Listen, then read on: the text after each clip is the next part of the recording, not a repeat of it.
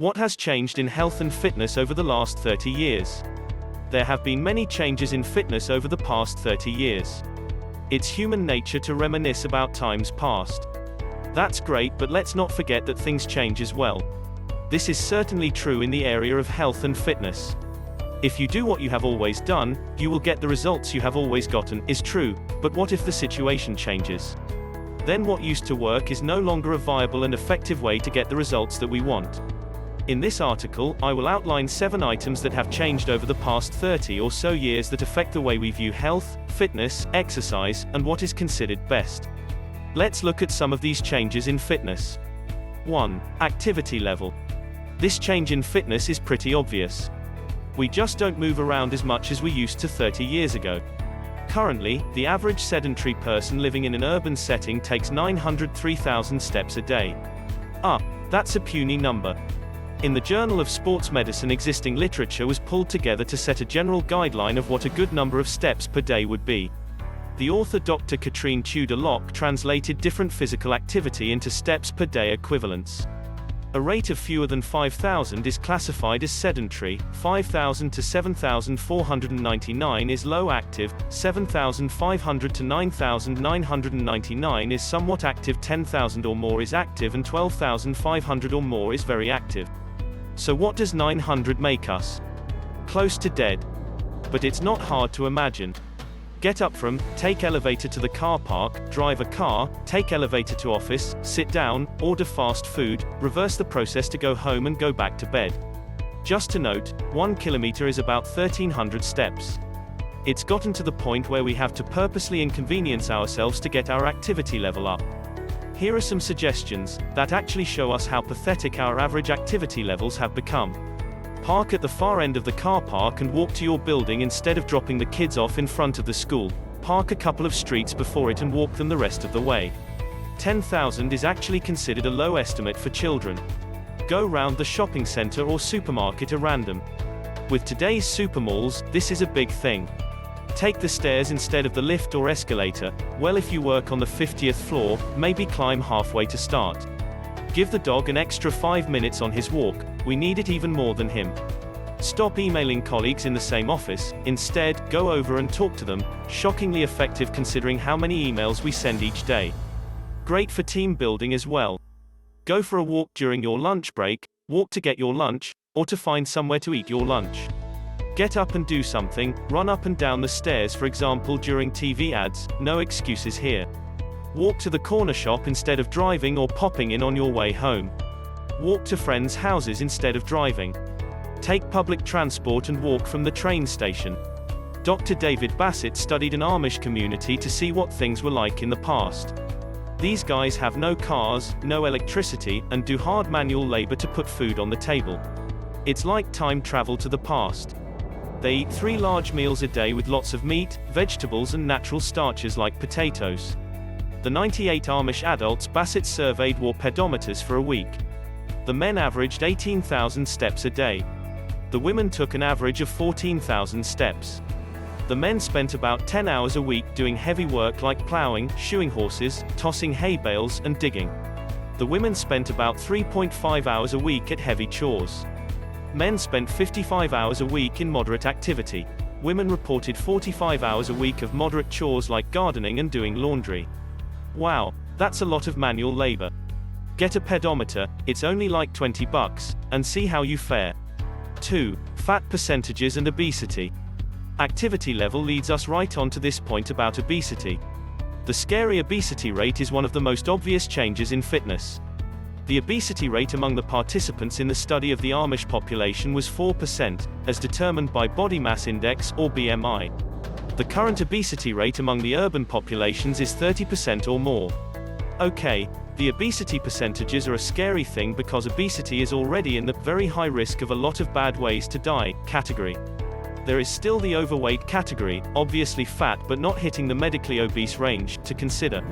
These people are at a high risk already. The total percentages of overweight plus obese are really wild, hitting close to 70% in some cities. Compare this to the average in the 1980s. 10 to 15% obesity in most cities. It rose to the mid-20% in 1995 and it's now at an all-time high. 3. Diet. Okay, linked to point number 2 is of course diet. This is another obvious change in fitness. It's very simple actually. We now eat more refined foods, white bread, sugar, rice, flour, noodles. In the body, these give pretty much the same response, fat storage. The only time we should eat these items is immediately after hard training. As we can tell from point number 1, not much of any training is going on. But lots of eating is. We also eat less fresh fruits, vegetables, and meats.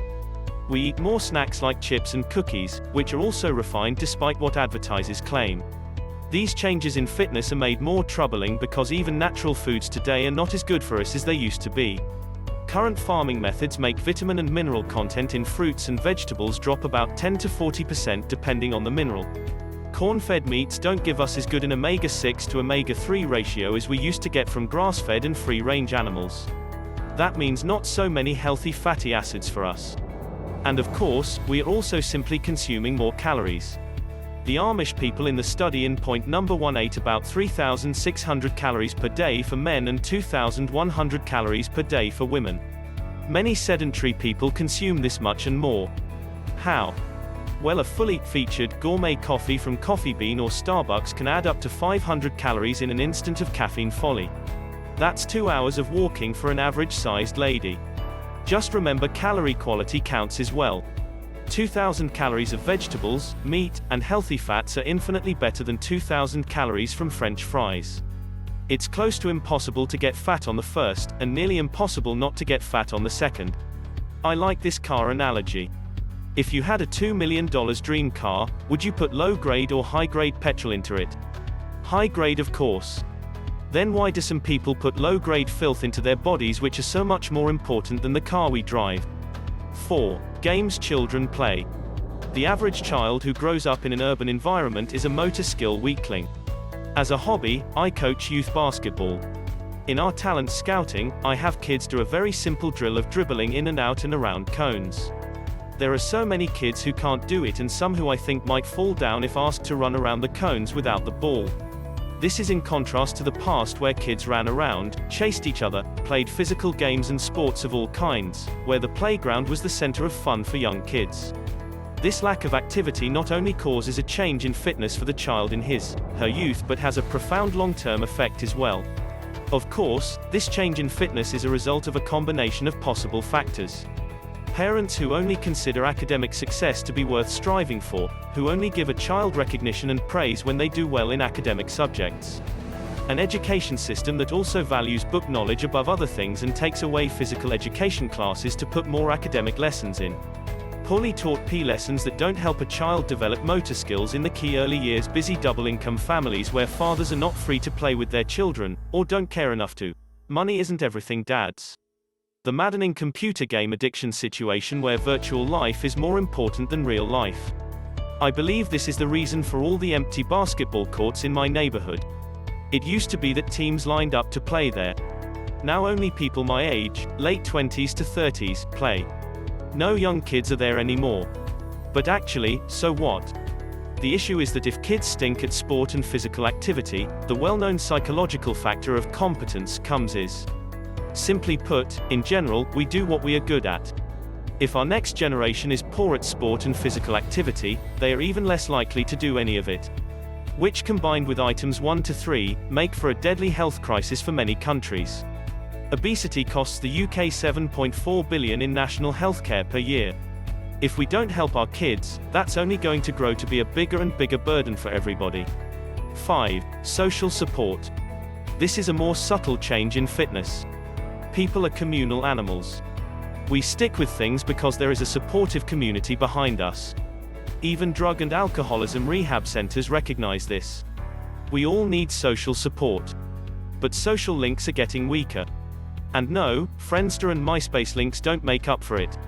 In a more connected but less close world, I know so many people who are only comfortable behind a computer screen and not in front of a real person.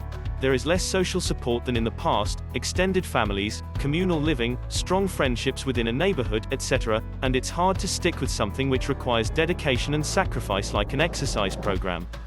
I'm not a sociologist, but I do believe there is a reason that exercise classes do better in terms of membership than individualized training. Most of them certainly are not as effective as great individual coaching. But the social factor does come in when sustaining a lifestyle change is involved. 6. Free time. This subtle change in fitness is pretty clear. We just have less time that we own. Bosses, social, family, and other commitments make free time a very precious commodity, and it adds difficulty to the fact that time is our only non-renewable resource. When we choose to exercise or spend time cooking to keep a healthy lifestyle, we are competing with movies, games, TV, and other things for free time. We know that exercise is good for us, but it not only has to be good for us, but it also has to be better in our minds than the latest episode of Desperate Housewives, or the latest computer game. That's the issue. We need to prioritize long-term health over temporary fun. 7. Training methods. Okay, here is where we are doing well. 30 years ago, the aerobics craze took the Western world by storm. It's not a very good training method, both in terms of results and in terms of results per unit of time. Add that to the fact that we have such minimal time to train, we can't afford to train in a suboptimal way. We know a lot more now. Fortunately for us, there are good methods that smart coaches use to improve training efficiency and get results even with less training time. Some of these include smartly designed resistance training programs, interval training, and good assessment techniques to determine individual needs.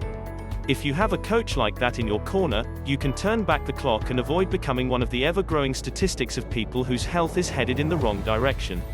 Stay fit and strong, and good luck. If you enjoyed this video and want to see more, give it a thumbs up, share it with your friends, and do not forget to subscribe as we share more information at Healthy Balanced Club website.